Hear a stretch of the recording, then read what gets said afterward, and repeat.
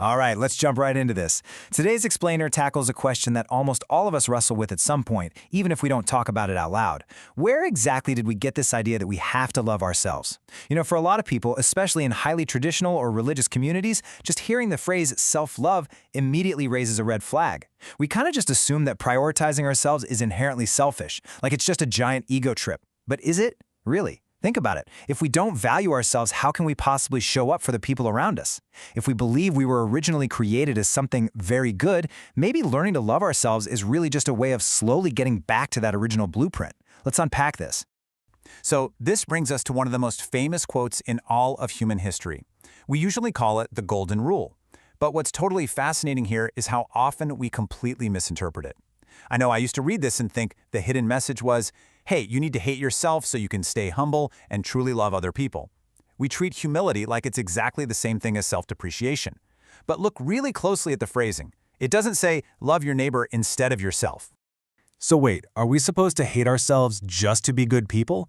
Absolutely not. That phrase, as yourself, is actually a baseline. It's a complete acknowledgement of our natural, hardwired human instinct for self-preservation. It assumes you already care about your own life, your safety, your well-being. It takes that deeply embedded instinct and just uses it as a measuring stick. It's essentially saying, look, you know exactly how you want to be treated, right? Okay, now project that outward. To really wrap our heads around this, we need to draw a hard line between two very different concepts. We have healthy self-love and we have selfish self-love. Healthy self-love recognizes that you are a genuinely valuable creation. Taking care of yourself actually keeps you connected to your creator and to the people around you. Selfish self-love, on the other hand, well, that's the toxic version. That's where you become the absolute center of the universe. It's that belief that the whole world should revolve around your immediate desires. And for sure, that is the exact kind of self-obsession that ancient wisdom rightly warns us about. Let's look at how this plays out in practical life, and we'll use Jesus as a really fascinating case study here. A lot of people think of deep spirituality as this non-stop exercise in self-torture. But look at his actual life. He constantly practiced what modern psychologists would call healthy boundaries. He literally withdrew from massive, demanding crowds. He took time to just rest. He prayed completely alone. He even wept openly without an ounce of shame. He didn't just say yes to everyone. Setting boundaries and practicing self-care isn't a sin, it's just a basic human necessity. And getting this right is honestly more critical today than ever before. Surveys suggest that around 40% of people experience depression at varying levels. Let that sink in. That is a staggering statistic. So this isn't just some abstract philosophical debate we're having. There are real-world, literal, life-or-death mental health stakes tied directly to how we view our own self-worth. So where is all this intense emotional distress actually coming from? Well, a massive chunk of our self-hatred stems from our inability to meet relentless standards. We're constantly bombarded by social expectations, heavy family pressures, and these completely fabricated, unreal standards we see scrolling through social media. When we fail to hit those targets, our immediate thought is, I am broken. But think about this for a second. What if you aren't broken? What if the standards themselves are the actual problem? Which brings us to a huge misconception about what it really means to be a good, self-sacrificing person. We have to look at the difference between sacrificing from abundance and sacrificing from emptiness. When Jesus sacrificed, it was from a place of deep maturity and sovereignty. He knew exactly what his worth was. But when we sacrifice from emptiness, we are usually just desperately seeking validation. If you are burning yourself out, completely exhausted, just waiting for someone to finally say thank you so you can feel like you actually matter, that isn't holy sacrifice. That's a very fragile need for approval. Consider that famous biblical story of the poor widow, the one who gave her last 2 coins. For centuries, people have used this story to guilt exhausted, depleted people into giving even more, as if true faith literally requires self-harm. But a lot of theologians now argue that Jesus wasn't commanding everyone to go bankrupt. He was observing, and maybe even mourning, a religious system that was draining the most vulnerable people. Her giving was an act of genuine personal worship. It wasn't a mandated self-harming compulsion imposed by somebody else. So the crucial point here is, what does healthy self-worth actually look like on a day-to-day basis? Well, when it comes to the past, a person with healthy self-love doesn't just drown in endless regret. In the present, they actually have the capacity to enjoy today without constantly complaining about it. And when they look to the future, they don't live cowering in the shadow of fear. When we hate ourselves, we are usually doing the exact opposite. We're angry at today, we're regretting yesterday, and we are absolutely terrified of tomorrow, and that totally blinds us to any sense of gratitude. Okay, let's move into our first major concept, fish love. To really grasp how our own internal emptiness affects the people around us, I want to introduce you to this absolutely brilliant concept from Rabbi Abraham Twersky. It's one of those ideas that just hits hard and completely reorients how you view relationships. He points out that a guy might say, "Oh, I love fish," but then he goes and catches the fish, kills it, cooks it, and eats it. He doesn't love the fish, he loves the sensation of eating the fish. He loves what that fish does for him.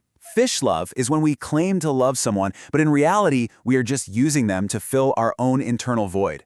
We just love how they make us feel. We love the benefits they provide to cover up our own emptiness. Now, when we map this onto theology, the contrast is super stark. You have agape, that ancient Greek concept of unconditional love that doesn't sit around calculating profit or loss, it just gives. Contrast that with fish love, which is entirely centered on one question: what do I get out of this? Even Jesus pointed out that if you only love people who love you back, well, that's not really an achievement. That's just a transaction. Anybody can do that. True love isn't some buy one, get one free deal. The legendary writer C.S. Lewis explored this exact same danger. He made this sharp distinction between sincere, outward-focused gift love and what he called need love. Now, need love, it looks a lot like real affection on the surface, but secretly, it's totally driven by emotional need and possessiveness. Lewis warned us that even the most pure-looking affections, like a parent's love for a child, can warp into something toxic and suffocating if it's actually just this unexamined need to feel important and needed. And then the theologian Dietrich Bonhoeffer took this a step further. He warned that toxic love actually forces other people into an image of oneself. We see this all the time, right? Especially in highly religious or tight-knit communities. It's like a spiritualized version of fish love. We try to control someone, we manipulate them, all under this polite, acceptable excuse of, "I just want you to be a better person." But really, we are just trying to mold them into our own image to make ourselves more comfortable. Which brings us to this fascinating but honestly heartbreaking paradox. People often confuse fish love with self-love. But fish love isn't self-love. It's literally the exact opposite. It is born straight out of emptiness. People who haven't learned to accept and love themselves are by far the most vulnerable to falling into fish love. Because they feel so hollow inside, they urgently need to use other people as an emotional patch. And inevitably, using people as bandages always ends up hurting them. So, moving on to Section 2, embracing our imperfections. How do we actually break this cycle? How do we stop devouring the people around us just to feed our own insecurities? The answer isn't about buying expensive skincare or booking some luxury vacation, though, hey, those are fine. The real, heavy lifting is about embracing our imperfections. Because here is the ultimate, undeniable truth of this entire explainer. The standard of your love for others is exactly measured by how healthy your love is for yourself. If you are spiritually and emotionally empty, just running on the fumes of self-resentment, you cannot pour life into anyone else. You can't give peace if you don't possess peace. The way you treat the person in the mirror sets the absolute ceiling for how you will treat your neighbor. We really have to let go of this paralyzing demand for perfection. It's a totally impossible standard anyway. As the Apostle Paul wrote, "My grace is sufficient for you, for my power is made perfect in weakness." Listen, you do not have to be flawless to be immensely valuable.